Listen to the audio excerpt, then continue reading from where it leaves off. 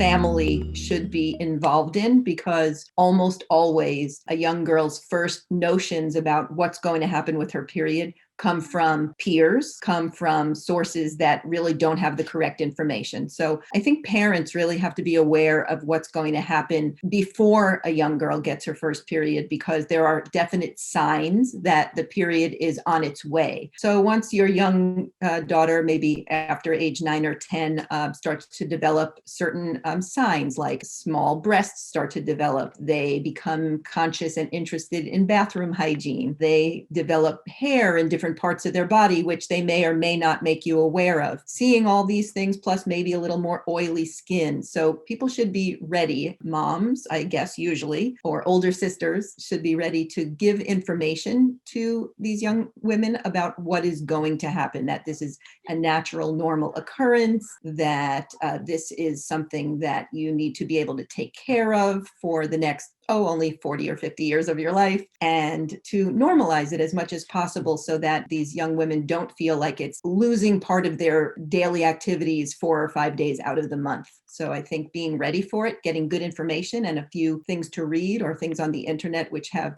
good and valid information is a good place to begin.